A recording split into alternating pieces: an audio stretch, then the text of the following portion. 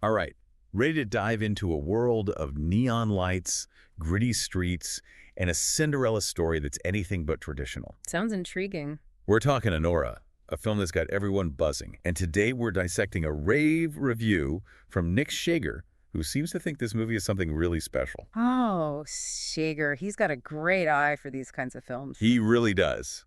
And in his review, he calls Anora a character study, a romance, a crime saga. Whoa, whoa, whoa. All in one film. That's exactly what we're trying to unpack today.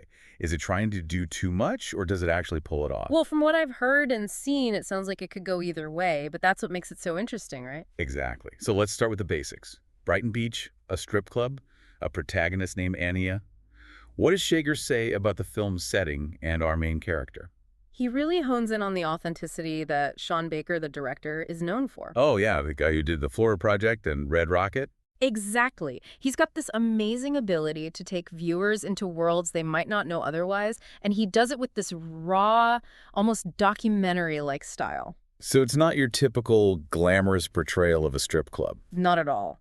Shinger points out how Baker lingers on the details. The worn-down furniture, the flickering neon signs. I can practically smell the stale cigarette smoke now. And through all of that, he introduces us to Ani. Now, she's not just a background character in this setting, she inhabits it. Shager makes it clear that she's no damsel in distress. Right, she's tough, she's resourceful, and you get the sense that she's seen it all. It makes you wonder, what are her dreams?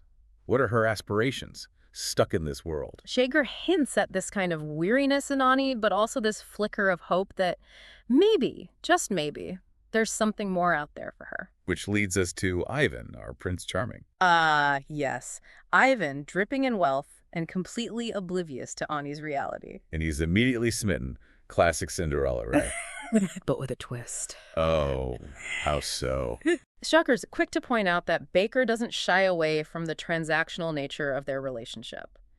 Ivan sees something he wants in Ani, and, well, let's just say he's used to getting what he wants. So it's not exactly love at first sight. More like opportunity at first sight. It makes you question their motives, right? Is this real, or is it all just a game? And what's Shager say about how this whirlwind romance unfolds? He describes it as a wild ride. Vegas, a rushed marriage. Oh, wow, hold on. A Vegas wedding already. It's a whirlwind, and suddenly, Ani finds herself thrust into this world of luxury she never could have imagined. Talk about a culture clash.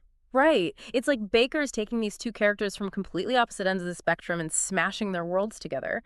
And Shager seems to love how he uses that clash to explore these bigger ideas about class and social mobility. Okay, so it's a Cinderella story, but maybe not the one we're used to.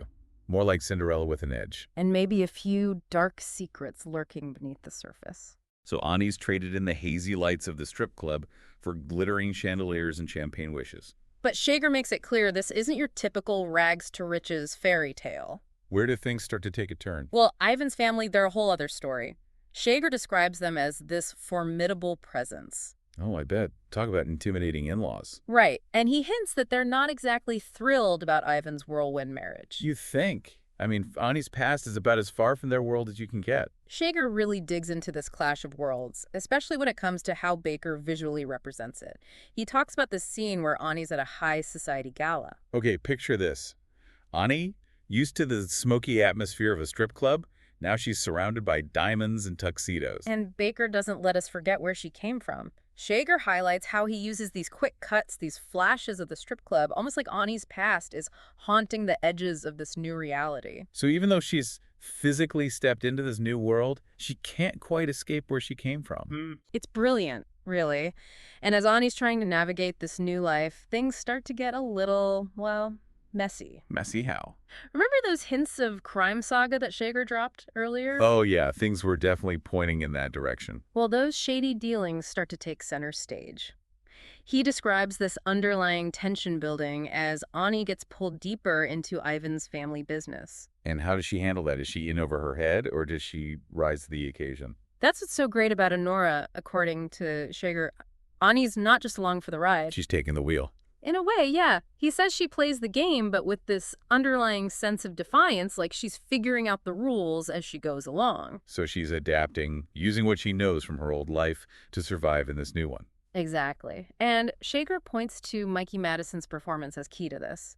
He says she brings this vulnerability, but also this fierceness to the role. It sounds like Baker gave her a lot to work with, and she really ran with it. Absolutely.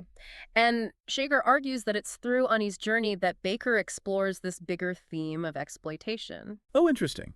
Because at first glance, you might think the exploitation is pretty straightforward. Right. You've got Ani in the strip club. That's one form. But then Shanger says, look closer. Look at how Ivan and his family, even with their good intentions, might be exploiting Ani in different ways. So it's more nuanced than just the obvious power dynamics at play. Exactly. Shager highlights a scene where Ani confronts Ivan's father. Ooh, I bet that's a tense moment. It is. And it's this turning point, according to Shager, where Ani realizes that escaping one form of exploitation doesn't mean you're free from others. So it's about the different faces of power, the different ways it can be wielded. And how even when you think you've escaped it, it can still find you. We've talked about the dark side of wealth and the complex power dynamics at play. But ultimately, what kind of experience does Anora leave viewers with? Shager uses this phrase, bittersweet. Bittersweet, huh?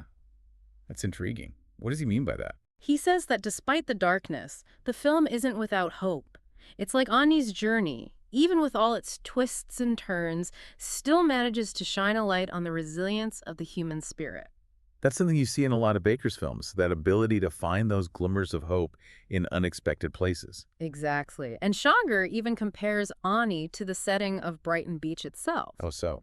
He describes both as gritty on the surface, but possessing a hidden vibrancy. It's like Baker is drawing this parallel between Ani's own strength and the environment that shaped her. It makes you wonder, can you ever truly escape the forces that have molded you? Or do you carry them with you wherever you go? That's the question that lingers, right? And Shanger doesn't give us a simple answer. He says the ending of the film is open to interpretation, which I think is really powerful. Yeah. So it's up to the viewer to decide what ultimately becomes of Ani. Exactly. And to grapple with those bigger questions about ambition, identity, and what it really means to find yourself. Anora sounds like a film that stays with you long after the credits roll. It definitely does. It's thought-provoking, it's beautifully shot, and it's got this raw energy that you can't shake. If you're looking for a film that's going to challenge you, move you, and maybe even leave you with a few more questions than answers, Anora sounds like a must-see. And with that, we've reached the end of another deep dive. Be sure to check back next time as we journey into another corner of the cinematic landscape.